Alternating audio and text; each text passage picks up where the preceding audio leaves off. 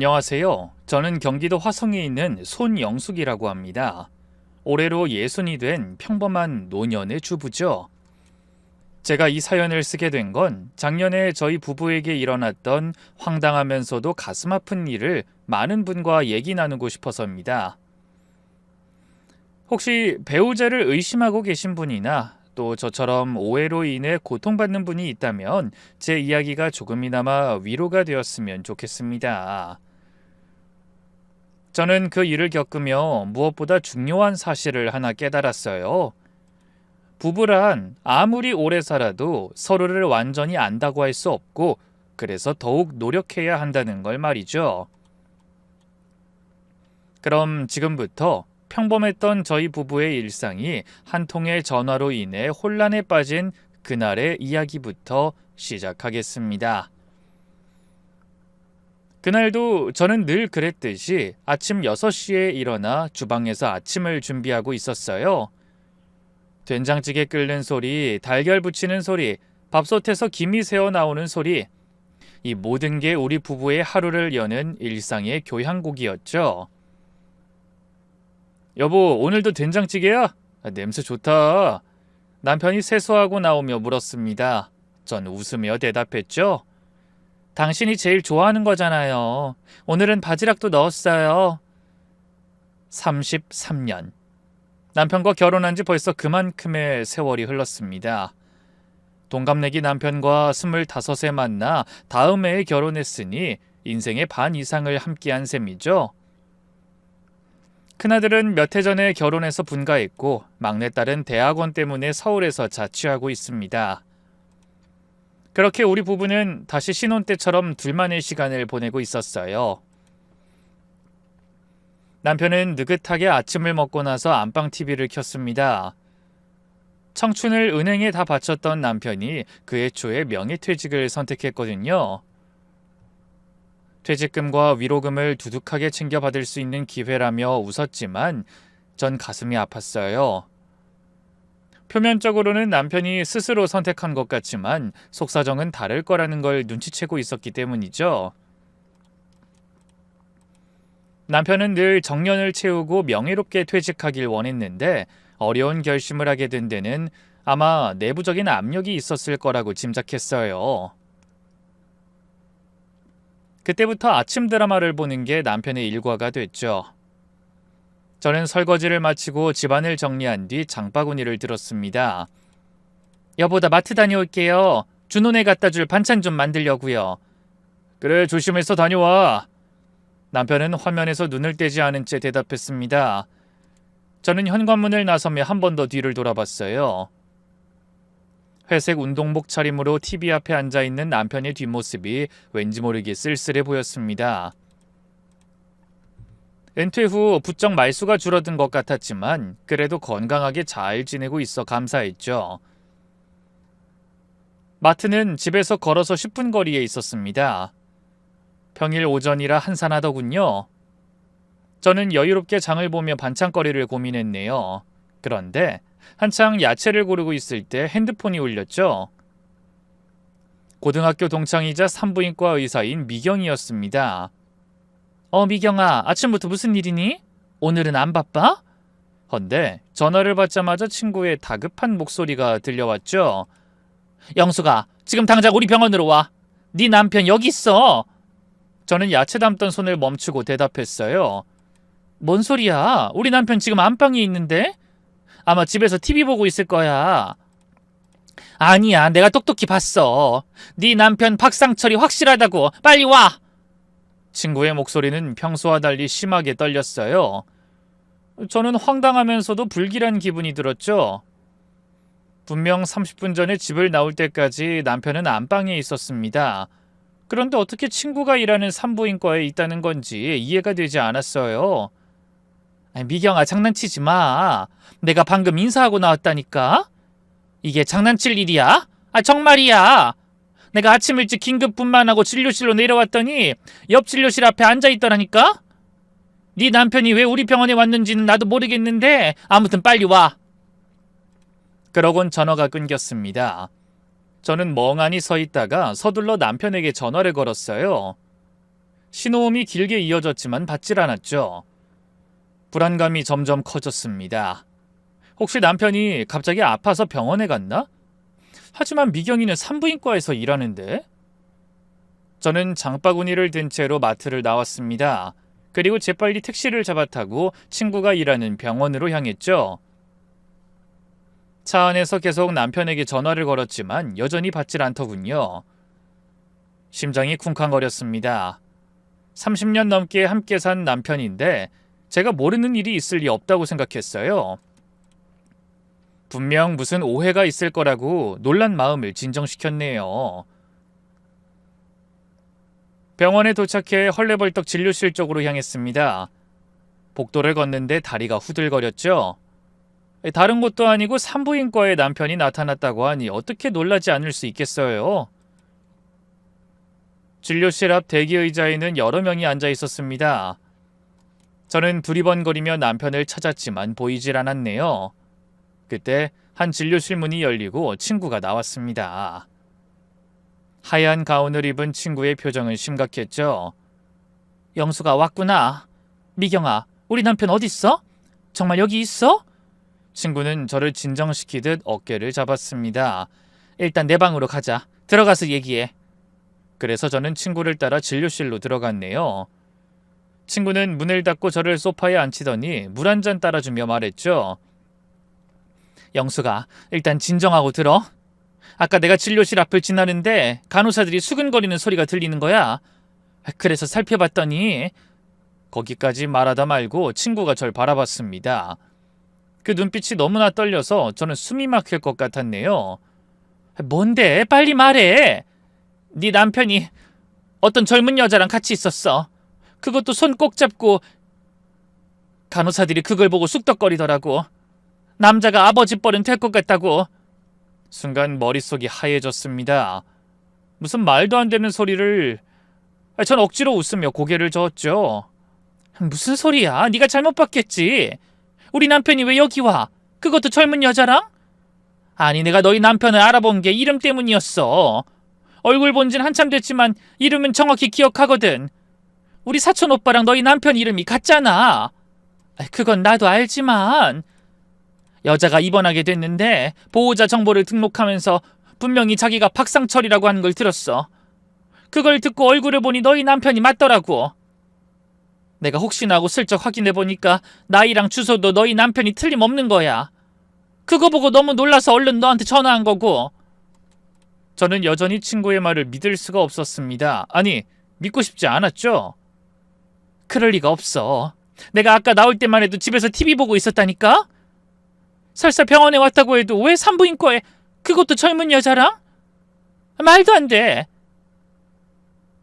혹시 지은이가 어디 아파서 같이 온 건가? 우리 딸 말이야. 그 말에 친구는 한숨을 쉬며 제 손을 잡았습니다. 영수가, 네 딸 얼굴이야. 내가 너무 잘 알지? 근데 아니었어. 나도 충격받아서 그 여자가 누군지 알아봤더니 우리 병원에 정기적으로 다니는 환자더라고. 이름은 김수진, 나이는 38. 38. 남편보다 20살 넘게 어린 나이였습니다. 저는 장바구니를 꽉 쥐며 물었어요. 그 여자가 왜 산부인과에 다니는데? 친구는 잠시 망설이다가 입을 열었습니다. 정기검진 때문에 다녀. 지금 임신 5개월째거든. 그 말을 듣는 순간 저는 숨이 멎는 것 같았습니다. 잠시 심장이 멈춘 듯 했다가 다시 미친 듯이 뛰기 시작했죠. 뭐라고? 영수가... 전 벌떡 일어났습니다. 당장 남편을 만나 물어봐야 했어요. 이게 다 무슨 오해인지, 대체 무슨 일이 일어나고 있는 건지. 친구의 말이 사실이라면 남편은 제가 마트에 간 사이 서둘러 산부인과로 향했다는 건데, 평소에 남편은 그렇게 절 속이고 아무렇지 않게 살 수 있는 사람이 아니었습니다. 나 가볼게. 당장 집에 가야 해. 그 사람은 분명히 집에 있을 거야. 영수가 혼자 가지 마. 내가 같이 갈게. 하지만 저는 친구의 만류를 뿌리치고 병원을 나와 택시를 잡아탔죠. 집으로 가는 길이 그렇게 멀게 느껴진 적은 그 이전에도 이후에도 없었네요. 택시 안에서 남편과 함께한 시간이 주마등처럼 스쳐 지나가더군요. 첫 만남, 첫 데이트, 결혼식, 아이들 낳고 키우던 시절, 그 모든 게 거짓이었다는 말인지 하염없이 눈물이 흘렀습니다. 잠시 후 집에 도착했지만 거실은 조용했습니다. 안방 TV는 꺼져 있고 남편의 모습은 보이지 않았죠. 여보, 여보! 대답이 없었습니다. 저는 텅 빈 집안을 둘러보며 입술을 깨물었네요. 그때 핸드폰이 울렸습니다. 남편이었죠. 여보, 나야. 지금 어디야? 남편의 목소린 평소와 다름없이 차분했습니다. 집에 막 왔어요. 당신은 어디예요? 나 잠깐 볼 일이 있어서 나왔어. 점심은 밖에서 먹을 테니까 기다리지 말고 혼자 먹어. 남편의 말에 저는 떨리는 목소리를 숨기며 물었습니다. 무슨 볼 일인데요? 말도 없이 어딜 갔는데? 은행 후배가 같이 점심 먹자고 해서. 근데 왜? 아니 그냥 조심해서 다녀와요. 전화를 끊고 저는 그 자리에 주저앉았습니다. 그리고 그저 멍하니 허공만 바라봤죠. 반평생 넘게 함께 산 남편에게 비밀이 있었습니다.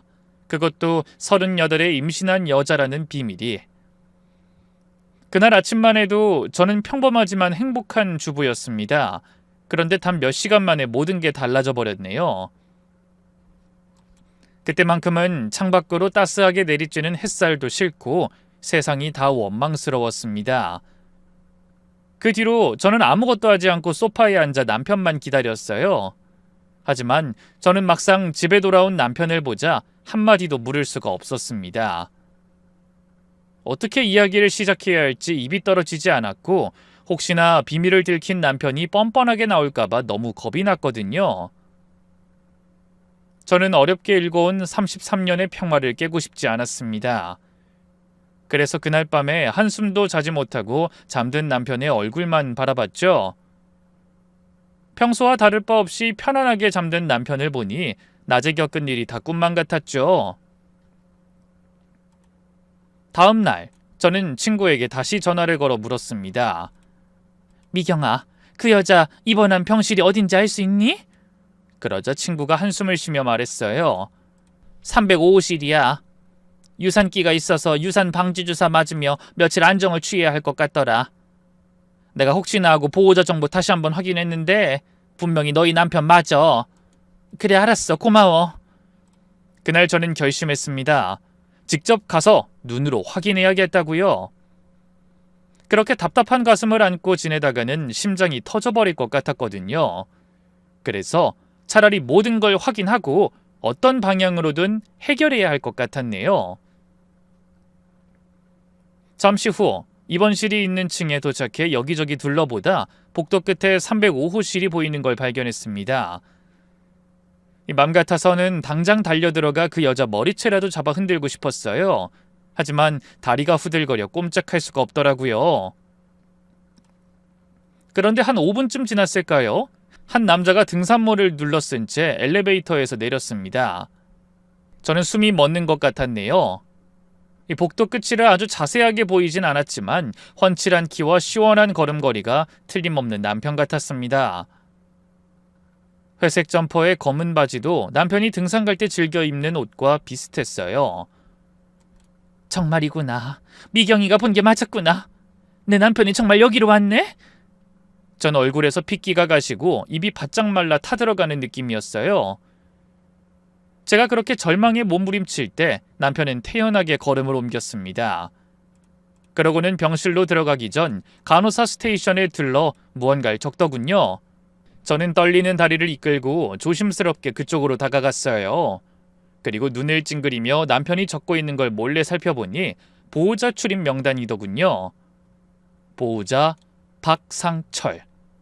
명단엔 남편의 이름이 선명하게 적혀 있었습니다. 그 이름을 확인한 순간 하마터면 정신을 잃을 만큼 현기증이 몰려왔어요. 그 오랜 시간 쌓아온 모든 게 단번에 무너지는 순간이었죠. 남편이 병실로 들어간 뒤 저는 떨리는 가슴을 안고 천천히 발걸음을 옮겼습니다. 그리고 병실 문을 열어 젖히려다 먼저 유리창으로 안을 들여다봤더니 임산부 곁에 앉아있는 남편의 옆모습이 보였네요. 두 사람이 같이 있는 모습을 보자 가슴이 찢어지는 것 같았습니다. 너무나도 익숙한 옆모습. 아무리 문 밖에 있어도 전 그게 남편이라는 걸 알 수 있었죠. 늘 먼저 다가와 제 손을 잡던 남편의 손이 그날은 젊은 임산부의 손을 잡고 있더군요.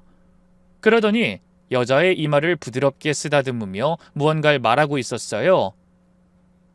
목소린 잘 들리지 않았지만 그 다정한 모습에 저는 그 자리에 주저앉고 싶었습니다.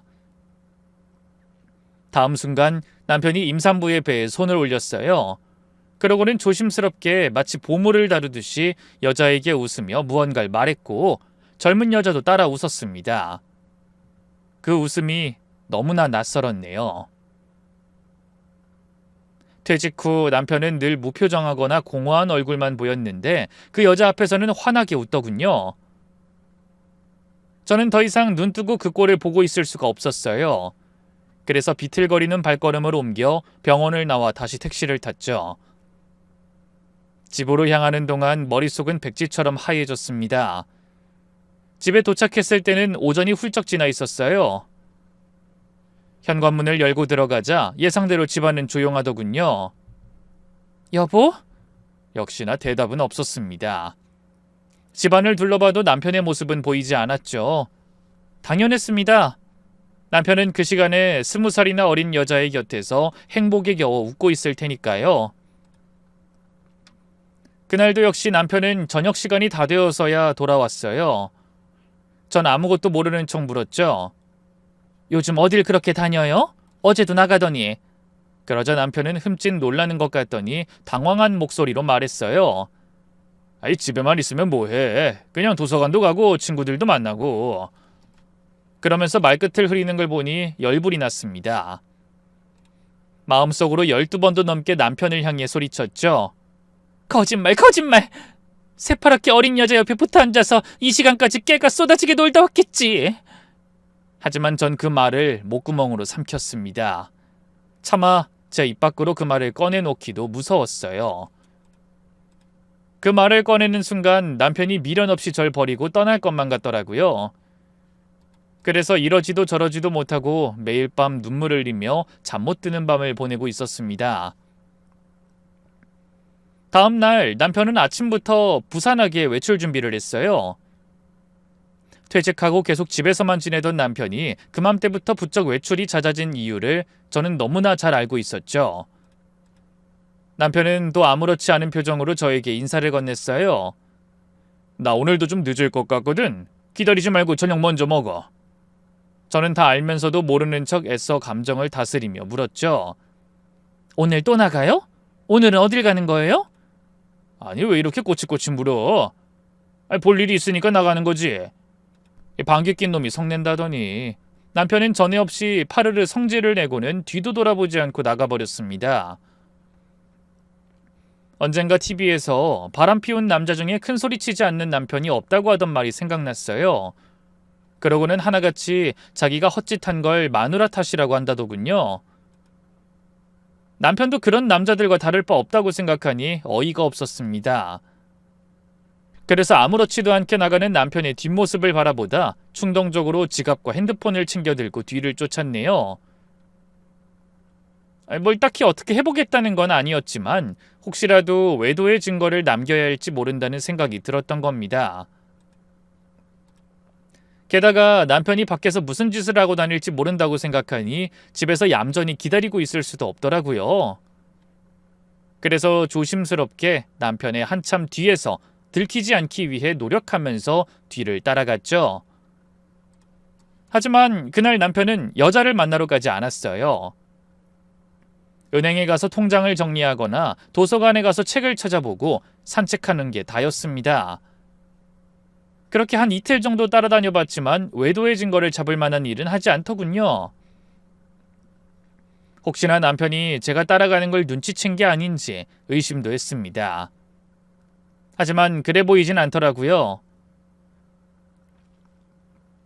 그래서 제 마음도 좀 느슨해질 무렵 저에게는 분명 도서관에 간다고 말했던 남편이 동네 근처를 어슬렁거리다가 어딘가로 전화를 걸었습니다. 그 모습을 숨어서 지켜보다 남편이 전화를 건 상대가 저라는 걸 알고 깜짝 놀라서 전화를 받았네요. 저는 최대한 침착하게 대답했어요. 여보세요? 당신이에요? 그래, 당신 지금 뭐해? 집이야? 아니요, 나 염색할 때가 된 것 같아서 미용실 왔어요. 왜요? 그래? 아니, 그냥 뭐 하나 해서 연락해봤어. 오늘도 저녁이나 들어갈 테니까 점심은 신경 쓰지 말라고. 알았어요. 나도 좀 늦을 것 같으니 저녁에 봐요. 그러곤 전화를 끊었는데 남편이 갑자기 분주하게 움직이기 시작했어요. 저도 덩달아 마음이 급해져 얼른 따라갔죠. 그랬더니 남편이 서둘러 도착한 곳은 다름 아닌 집이었습니다. 굳이 제가 집에 있는지 없는지 확인한 후에 집으로 돌아간 남편이 이상하더군요. 그러더니 잠시 후 더 이상한 행동을 했습니다. 집에 들어갔다가 10분 후 다시 나와 택시를 탄 남편은 편안한 등산복 차림이 아닌 양복을 입고 나왔더라고요. 저는 의아한 마음이 들어 고개를 갸웃거리다 그만 남편이 탄 택시를 놓치고 말았습니다. 그래서 결국 그날의 일은 의문으로만 남게 됐죠. 퇴직 후 한 번도 입지 않던 양복까지 입고 남편이 어디로 갔는지 알 수 없으니 미쳐버릴 것 같았습니다. 친구에게 물으니 임신한 여자는 이미 치료를 마치고 퇴원했더군요. 그날 밤 남편의 잠든 얼굴을 바라보며 전 결심했어요. 그렇게 어설픈 미행만으로는 아무것도 안 된다는 걸 알았으니 직접 그 여자를 만나 정면 돌파해야겠다고요. 물론 그 상황을 머릿속에 그리는 것만으로 심장이 방망이질 치는 기분이었지만 미칠 것 같은 심정으로 보내는 하루하루를 더는 감당하기가 어렵더군요. 다음 날 아침 남편이 동호회 모임에 간다고 나간 후 저는 친구에게 전화를 걸었습니다. 미경아, 부탁이 하나 있어. 뭔데? 그 여자 그 김수진이라고 했지? 주소를 알 수 없을까? 영수가 그건 개인정보라서. 제발 이대로는 못 살겠어. 미쳐버릴 것 같아. 친구는 한참을 망설이다가 한숨을 쉬었습니다. 알았어. 하지만 어떻게 주소를 알았는지는 무조건 비밀이고 절대로 무리한 행동은 하지 마. 알았지? 걱정하지 마. 문제될 일은 만들지 않을게. 저의 다짐을 들은 친구가 잠시 후 서울 근교 한 아파트의 주소를 보내줬습니다. 저는 그 주소를 들고 망설임 없이 집을 나섰네요. 하지만 택시를 타고 가는 동안 머릿속이 너무나 복잡하더군요. 여자를 어떻게 대해야 할지, 무슨 말을 해야 할지 아무것도 떠오르지 않았어요. 게다가 벨을 눌렀는데 혹시나 그 집에서 남편이 나온다면 그 일을 또 어떻게 감당해야 할지. 심장은 미친 듯이 뛰었지만 뇌는 정지한 것 같았죠. 잠시 후 여자의 아파트에 도착해 1층에서 한참을 망설이다가 겨우 엘리베이터를 탔습니다. 그리고 집 앞에 내려 또 한참을 고민했죠. 그러다 가까스로 마음을 다잡고 초인종을 누르자 인터폰에서 젊은 여자의 목소리가 들렸어요. 누구세요? 저 박상철 씨 아내입니다. 잠깐만 얘기 좀 할까요? 하지만 상대는 말이 없었고 긴 침묵만 흘렀습니다. 아마 여자도 집안에서 치열한 고민을 했겠죠. 그러다 몇 분 후 드디어 현관문이 열렸어요. 문을 열자 가장 먼저 보이는 건 임신한 여자의 불룩한 배였습니다. 들어오세요. 의외로 담담한 목소리더군요. 저는 조심스럽게 안으로 들어가 소파에 앉았습니다. 차라도 한 잔 드릴까요? 아니요, 그런 게 넘어갈 리가 없잖아요. 저도 모르게 튀어나온 진심에 여자도 한숨을 쉬며 식탁 의자를 당겨 맞은편에 앉더군요. 오실 줄 알았어요. 여자가 먼저 입을 열었습니다. 알고 있었군요. 남편이, 아니, 박상철이 유부남이라는 걸. 네, 알아요. 너무나 당당한 대답에 저는 할 말을 잃었습니다. 언제부터 알았어요? 처음부터요. 주말엔 절대 못 만나고 저녁 늦게는 전화도 받을 수 없고 그게 유부남이 아니면 뭐겠어요? 그런데 왜? 여자가 씁쓸하게 웃으며 답했습니다. 이미 마음이 갔는데 어쩌겠어요. 그리고 솔직히 두 사람 허울 뿐인 부부 아닌가요? 그 말에 저는 분노가 치밀어 올랐어요. 남의 남자 빼서 애까지 가진 주제에 어쩜 그렇게 뻔뻔한 소리를 할 수가 있지? 뺏은 게 아니라 그 사람이 선택한 거죠. 선택이라고? 그래요. 아줌마 곁에 있으면서도 저를 원한 건 그 사람이에요. 여자는 생각보다 강적이더군요. 그 아이, 내 남편 아이가 확실해요? 뭐라는 거야? 사람을 어떻게 보고 그딴 소리를 해요? 그리고 내 남편이라니? 이제 그 사람은 내 남자라고! 여자는 절 조롱하는 것도 모자라 오히려 큰 소리치며 언성까지 높였죠. 누가 보면 그 여자가 조강지천 줄 알겠더라고요. 저는 어이가 없어 여자에게 되물었습니다. 뭐야? 내 남자? 그래요. 그 사람은 이 아이의 아빠고 곧 나랑 새 가정을 꾸릴 사람이라고. 말도 안 돼. 정신 차려. 딸이 20살 넘게 많은 남자랑 이러고 다니는 거 그쪽 부모들은 알아?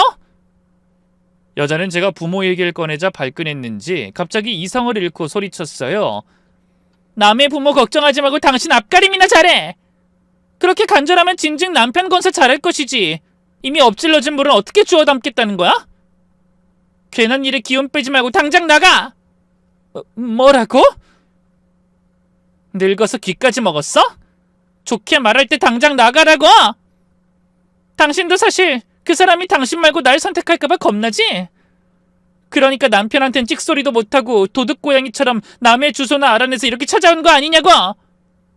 상간녀의 말 한마디 한마디가 제 가슴에 비수처럼 꽂혔습니다. 저는 주먹을 꽉 쥐며 말했어요. 아무리 잘난 척 해봐야 당신들은 더러운 불륜 남녀일 뿐이야. 어떤 말로도 정당화되지 않는다고. 정당화? 그딴 거 관심 없어.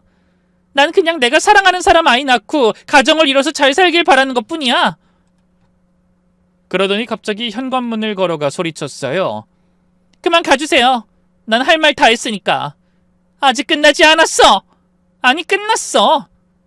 아줌마가 뭐라고 하든 그 사람은 이미 마음을 정했거든요. 벌써 이혼 서류도 준비하고 있다고. 이혼 서류라니. 그 말에 저는 다리에 힘이 풀렸습니다. 곧 연락할 거예요. 그때 깔끔하게 도장이나 찍어줘요. 위자료는 충분히 드린다고 했으니까. 그러더니 현관문을 열더군요. 저는 비틀거리며 간신히 일어나 그 집에서 걸어 나왔어요. 그리고 집으로 돌아오는 내내 가슴을 치며 저의 어리석음과 답답함을 자책했습니다. 고작 상간녀에게 그딴 소리나 듣기 위해 어렵게 집까지 찾아간 건지 저 자신이 한심했죠. 집에 도착했을 때 남편은 아직 들어오지 않았더군요. 저는 냉장고에서 소주를 꺼내 마시지도 못하는 술을 병에 담긴 채로 양껏 들이켰습니다. 독한 소주의 향이 목을 타고 온몸에 퍼지는 기분이었죠. 술 기운이 돌자 눈물이 나더군요. 서러움인지 분노인지 모를 감정이 북받쳐 올랐네요. 나쁜 인간, 나쁜 인간! 혼자 중얼거리며 또 한 모금을 들이켰습니다. 그렇게 연거푸 몇 번을 반복하니 방바닥이 빙글빙글 도는 기분이었어요. 바로 그때 현관문이 열리고 남편이 들어오더니 절 보고 깜짝 놀라더군요. 당신 술 마시고 있어? 아니 이게 무슨 일이야? 남편은 당황한 표정으로 비틀거리는 저에게 다가왔습니다. 당신 정말 나쁜 사람이야. 뭐? 아니 뜬금없이 그게 무슨 소리야? 김수진! 나 그 여자 만났어. 너 나랑 이혼할 거라며? 그 말에 남편이 인상을 찡그리며 물었습니다. 김수진이라니? 그게 누군데? 오리발 내밀면 다야? 누구긴 누구야? 당신의 임신한 그 새파랗게 어린 상간녀 말이지. 상간녀? 당신 지금 무슨 소리 하는 거야? 임신은 또 무슨 소리고? 혹시 꿈 꿨어? 그 말에 저는 충동적으로 남편의 멱살을 잡았습니다. 힘이 없어서 제대로 잡히지도 않았지만 일단 손에 잡힌 옷깃을 있는 힘껏 흔들며 소리쳤죠. 꿈? 그래. 나도 다 꿈이었으면 좋겠다. 내가 너한테 뭘 그렇게 잘못했다고 나한테 이런 짓을 해? 이제 애들 얼굴은 어떻게 보려고? 여보 진정해. 도대체 무슨 일인지 설명해보란 말이야. 그러더니 남편이 절 거실로 데려가 소파에 앉히려 했지만 저는 남편의 손길을 완강히 거부하며 고래고래 외쳤어요. 설명은 무슨? 설명하려면 당신이 해야지. 딸 같은 여자랑 그런 짓을 해놓고 언제까지 발뺌할 거야? 그러다 갑자기 서럽고 억울한 마음이 복받쳐 눈물이 쏟아졌습니다. 나쁜 자식! 대체 왜 이러는 거야? 그러게 마시지도 못하는 술을 왜 마셔? 하지만 남편의 그 목소리를 끝으로 저는 정신을 잃고 말았어요. 남편이 저를 안아 일으키려는 것 같았지만 이미 의식이 흐릿해 다음 일은 전혀 떠오르지 않았네요. 그날 밤, 난생 처음으로 술에 취해 정신을 잃고 악몽에 시달렸습니다. 남편이 젊은 상간녀와 아이를 안고 행복하게 웃으며 홀로 남겨진 저를 비웃는 꿈을 꿨네요. 아마 꿈속에서도 저는 오열했던 것 같습니다. 다음 날 아침, 끔찍한 두통과 함께 눈을 떴습니다. 남편이 제 옆에 앉아있다 걱정스러운 말투로 물었네요. 정신이 들어? 속은 좀 어때? 괜찮아요. 여보, 대체 무슨 일 때문에 술을 마신 거야? 나한테 차근차근 설명 좀 해봐. 김수진이라는 사람은 누구야? 그 말에 저는 또 발끈해서 고개를 돌려 남편을 노려봤습니다. 헌데 그때 마주친 남편의 눈빛은 진심으로 저를 걱정하는 눈빛이었어요. 지난 30여 년간 한결같이 가족을 지켜주던 그 눈빛 그대로였죠. 연기라고 하기엔 너무나 진실해 보였네요. 정말 몰라요? 김수진 38살 피아노 강사. 당신 아이를 임신한 여자잖아요. 여보, 어제부터 왜 자꾸 이상한 소리를 해? 난 정말 그런 사람 모른다니까. 어디서 무슨 얘기를 들은 거야? 계속 그럴 거예요? 뭐 삼자대면이라도 해야 인정할 거야? 그 여자 앞에서도 이렇게 모른 척할 수 있는지 한번 볼까? 도대체 내가 뭘 모른 척한다는 건지 모르겠네. 그래 좋아. 그 여자를 부르든 누굴 부르든 이 상황을 설명할 수 있는 사람을 만나보자고. 남편의 당당한 태도에 저도 잠시 마음이 흔들렸습니다. 하지만 이내 절 조롱하던 여자의 둥근 배가 떠올라 고개를 저으며 한숨 쉬었어요. 그럼 지금 당장 만나러 가요. 셋이 만나서 확실히 하자고요. 그러자 남편은 아무 망설임 없이 고개를 끄덕이더군요.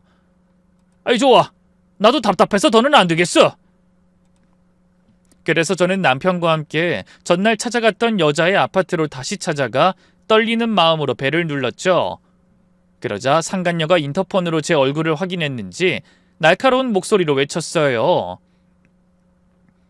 왜 또 왔어요? 자꾸 이렇게 찾아오면 경찰에 신고할 거예요? 우리 잠깐 얘기 좀 해요. 오늘은 남편이랑 같이 왔어요.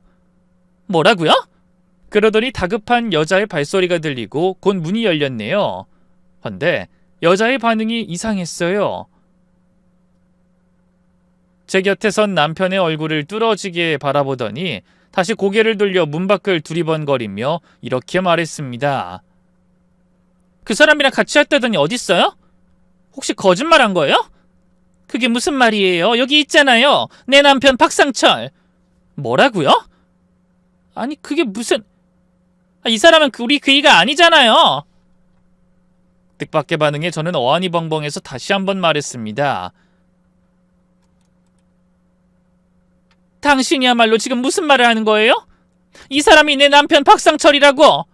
당신 보호자로 산부인과에 등록된 그 사람은 바로 이 사람이란 말이야.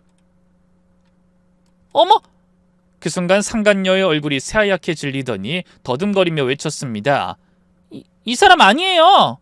뭐라고요? 이 사람 아니라고요. 내가 만난 박상철은 많이 닮긴 했지만 이 사람 아니에요. 여자는 당황한 목소리로 소리쳤습니다. 남편도 어리둥절한 표정으로 물었죠. 아니 이게 무슨... 여보, 이분이 누군지 설명 좀 해줘. 난 처음 보는데. 남편의 말에 여자는 입술을 깨물며 말했어요. 뭐가 잘못된 것 같아요. 잠시만요. 그러더니 안으로 들어가 증명사진 하나를 꺼내와 저와 남편에게 내밀었습니다. 이 사람이 박상철이라고요. 여기 주민등록등본도 있어요. 그 사람이 대출받겠다고 서류를 준비하다가 우리 집에 떨어뜨리고 간 거예요. 그래서 저와 남편은 여자가 건네준 주민등록등본을 확인했습니다. 그건 틀림없이 남편의 등본이 맞았어요. 저와 남편이 부부라는 걸 확인할 수 있는 서류였죠. 하지만 서류 말고 여자가 내민 작은 증명사진은 분명히 제 남편이 아니었습니다. 언뜻 보면 굉장히 닮아 보였지만 분명 닮은 사람일 뿐 남편은 아니었네요. 다만 이목구비와 머리 스타일, 분위기까지 아주 흡사해 착각할 수 있겠더라고요. 저는 마른 침을 삼키며 여자에게 물었습니다. 뭔가 잘못된 것 같아요. 이 등본의 주인은 내 남편이지만 당신이 아는 박상철은 내 남편이 아니에요. 그러자 여자는 얼굴이 사색이 된 채 같은 말만 반복했습니다. 어떻게 이럴 수가? 그러더니 눈물이 그렁그렁한 얼굴로 묻더군요. 그럼 내가 만난 사람은 대체 누구란 말이에요? 하지만 혼란스럽긴 저도 마찬가지였습니다. 분명 병원에서 본 남자는 남편과 똑같아 보였는데 그럼 제가 병원에서 본 사람은 남편이 아니었다는 말이 되는 겁니다. 이 수진이라는 여자도 그 사람이 박상철이라는 걸 알고 있었지만 제가 말하는 박상철과 여자의 박상철은 다른 인물이었던 거예요. 수진씨, 당신이 만난 사람이 분명 박상철, 그러니까 내 남편 행세를 했단 말이죠? 제가 물었습니다. 여자는 떨리는 목소리로 답했죠. 맞아요. 내가 신분증도 봤는데 박상철이 분명했어요. 이분이랑 얼굴도 정말 닮았고요. 신분증? 남편이 갑자기 무언가 생각난 듯 말했습니다. 작년에 지갑을 잃어버린 적이 있긴 한데 혹시... 그 말에 저도 퍼뜩 떠오르는 게 있었어요. 맞아, 기억나는 것 같아요.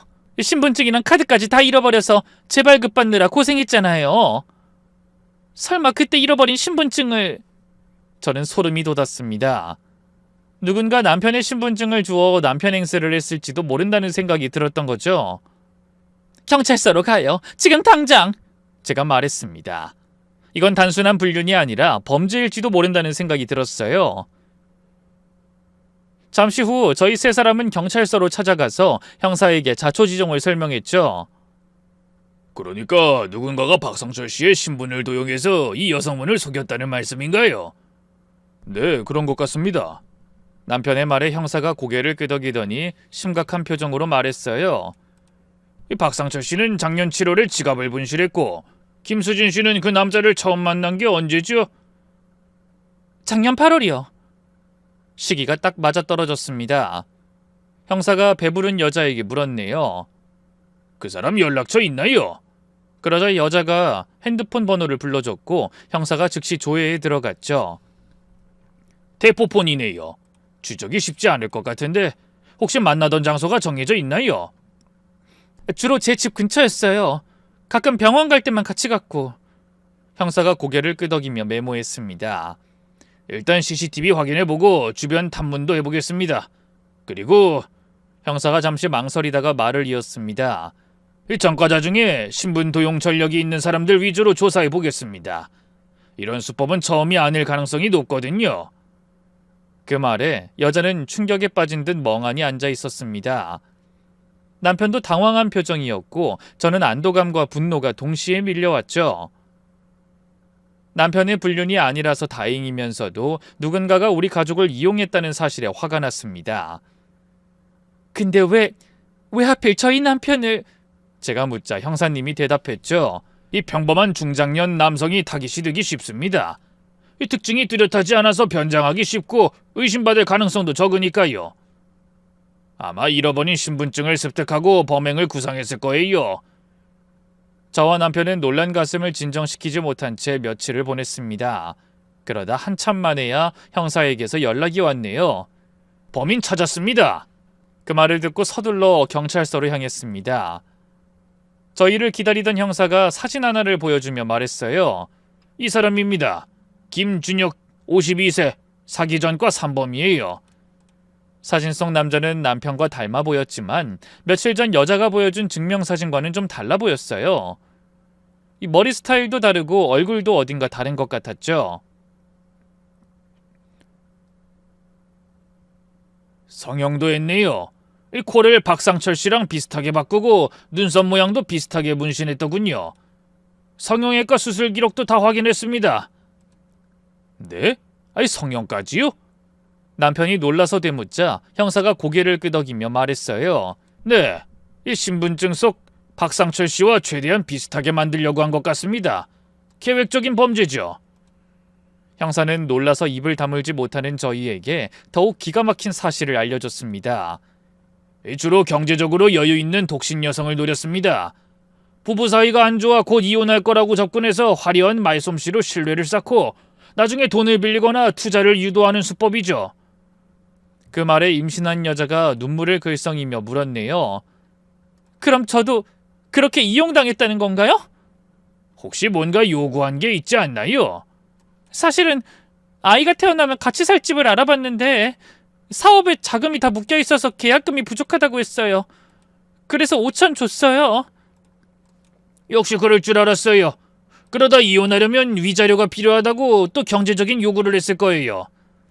임신해서 부탁을 거절하지 못할 걸 아니까 계속 비슷한 요구를 했을 겁니다. 그럴 리가... 아마 계속된 요구를 거절하면 이혼 못하게 됐다면서 불륜 사실을 가족과 주변에 알리겠다고 협박도 했을 거예요. 사실 그 수법으로 당한 여성 피해자들이 3명이나 더 있습니다. 네? 다른 여자들을 만났다는 거예요? 네, 그중엔 유부녀도 있었는데 모텔에서 잠든 사진을 몰래 찍어서 남편한테 보내겠다고 협박한 경우도 있어요. 그 모든 일을 박상철 씨 이름과 신분을 도용해서 저질렀고요. 이 신용금고에 박상철 씨 이름으로 계좌를 만들어서 그걸 돈 뜯는 용도로 이용했더라고요. 철저하게 본인이 누군지 숨긴 거죠. 만약 도주해도 피해자들이 사기꾼의 정체를 박상철 씨로 알 테니까요. 그래도 다행인 건 은행에 자주 드나들다 꼬리가 밟힐까봐 그랬는지 대출 신청을 했다 취소한 기록이 있더군요. 계속되는 놀라운 진실에 결국 여자는 그 자리에서 울음을 터뜨렸습니다. 어떻게 이럴 수가... 전 정말 제 모든 걸 다 걸었는데... 저는 복잡한 심정으로 여자를 바라봤습니다. 며칠 전까지만 해도 치 떨리게 미워했던 사람인데 엄청난 비밀을 알고 나자 여자가 불쌍해 보이기까지 하더군요. 김준혁은 이미 도주한 것 같습니다. 저희가 수사를 시작했다는 걸 어떻게 알았는지 아마 근처에서 김수진 씨를 감시하고 있었나 봅니다. 그 말을 가만히 듣고 있던 남편이 물었습니다. 잡을 수 있을까요? 최선을 다하겠습니다. 이 전국에 수배령 내렸고 공항이랑 항만도 조사 중입니다. 경찰서를 나오면서 세 사람 중 누구도 쉽게 입을 열지 못했습니다. 그런데 그때 여자가 고개를 숙이더니 이렇게 말했어요. 죄송해요. 아주머니께 정말 못할 말을 많이 했어요. 근데 그게 다 헛소리였네요. 제가 이용당하는 것도 모르고... 어쨌든 당신도 피해자군요. 지금 나보다 더 곤란한 건 누가 봐도 당신이에요. 그러면서 상대의 부푼 배를 바라봤어요. 여자는 말을 잇지 못하고 흐느끼기만 했습니다. 사람 일은 한치 앞을 모른다더니 불과 며칠 만에 순식간에 여자와 저의 처지가 뒤바뀌어 버렸더군요. 남편이 불륜을 저지른 줄 알고 지옥 같은 시간을 보내던 저는 마치 죽다 살아난 기분이었어요. 반대로 유부남과 애까지 가지고도 당당하게 큰소리치던 여자는 생지옥을 경험하게 됐죠. 하지만 남편이 불륜을 저지른 게 아니라는 사실만으로도 전 충분했습니다. 그래서 여자에게 화낼 생각도 없었네요. 제가 화내지 않아도 정체 모를 범죄자의 애를 가진 여자는 앞이 캄캄할 테니까요. 그날 집으로 돌아오며 남편이 조용히 제 손을 잡더니 이런 말을 했어요. 여보, 그동안 힘들었지? 미안해. 내가 조심하지 못해서 당신이 별일을 다 겪네. 당신 잘못 아니잖아요. 뭐 지갑 잃어버리는 거야 흔한 일인데 그걸 이용해 범죄를 저지른 게 몹쓸 인간이죠. 그리고 나도 미안해요. 30년 넘게 같이 살면서 난 누구보다 당신을 믿는다고 생각했는데 막상 이런 일 생기니까 의심이나 하고. 상황이 이런데 어떻게 안 그럴 수가 있겠어. 이런 일 겪으면서도 나한테 한마디 하지 못하고. 당신이 얼마나 괴로웠을지 그 생각만 하면 속상해. 다 내 탓인 것 같아. 그런 거 아니에요. 이제 약속할게요. 앞으로 어떤 일이 있든 당신을 믿고 뭐든 다 상의할게요. 그러면서 남편의 손을 꼭 잡았죠. 따뜻한 온기가 온몸으로 전해지는 기분이 들자 의심과 오해, 질투와 분노로 가득했던 지난 며칠이 꿈만 같이 느껴졌습니다. 비록 겪지 말아야 할 악몽 같은 일을 겪었지만 그 사건이 우리 부부에게는 새로운 시작이 되어줄 것 같은 기분이 들었죠. 제 마음은 그제야 안개가 거친 듯 맑아졌습니다. 그리고 한 달이 지난 어느 날 아침, 형사에게 다시 전화가 걸려왔어요. 김준혁을 체포했습니다. 정말요? 어디서 잡혔나요? 부산에서요. 수배당하고도 대범하게 또 다른 여성에게 접근하던 중이었어요. 남편과 저는 바로 경찰서로 향했습니다. 거기서 임신 6개월이 넘어 배가 많이 불러있는 김수진을 또 만나게 됐네요. 저희를 본 형사가 수사 결과를 설명해줬죠. 김준혁은 사기죄, 신분도용, 위조 등 여러 혐의가 적용됩니다. 피해 금액도 상당하고 여러 건이 중복돼서 최소 10년 이상의 중형이 예상되네요. 10년? 남편이 중얼거렸습니다. 네, 계획적이고 악질적인 범죄라서 법원에서도 엄중히 처벌할 것 같습니다.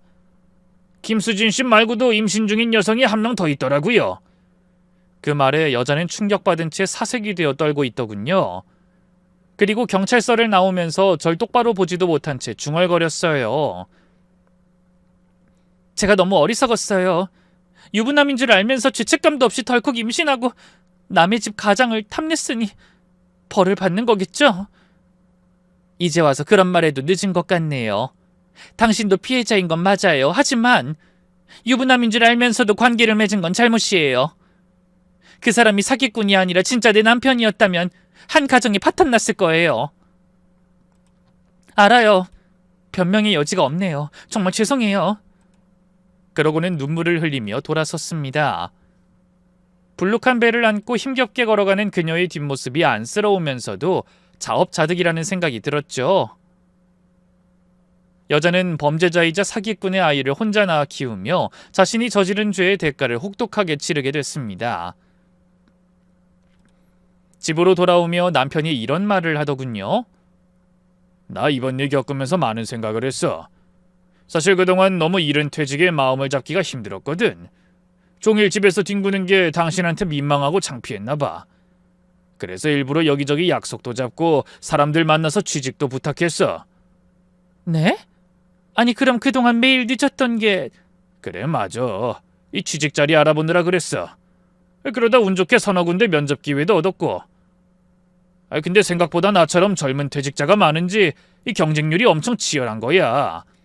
그래서 뜻대로 되지 않는데 당신이 어디 가는지 자꾸 물으니 나도 모르게 성질을 부렸어. 미안해. 전 그제야 남편이 밖으로 돌며 저에게 짜증냈던 이유를 알게 됐어요. 우리 부부는 매일 붙어 있으면서도 서로의 마음속에 어떤 고민이 있는지 전혀 몰랐던 겁니다. 남편도 같은 생각을 했는지 절 지그시 바라보며 말했습니다. 우리가 속마음을 터놓고 지냈다면 그런 갈등과 고민이 없었을 거야. 그러니까 앞으로는 달라집시다. 더 많이 대화하고 함께 시간을 보내고 다시 신혼처럼 살아보자고. 나도 생각 고쳐먹으니 마음이 편해. 나한테 주어진 이 시간을 원망하지 않고 당신과 가족을 위해 얻은 보너스 같은 시간으로 생각하려고 맘먹었거든. 전 그런 남편의 말에 가슴이 먹먹해졌습니다. 그 후로 우리 부부의 일상은 많이 달라졌어요. 남편은 매일 아침 저와 산책하고 저녁엔 함께 요리도 했습니다. 주말엔 영화도 보고 전시회도 가고 젊은 시절 못 가본 여행지도 다녀왔죠. 무엇보다 대화가 많아졌습니다. 하루 있었던 일, 느낀 점, 고민거리까지 모든 걸 나누게 되었네요.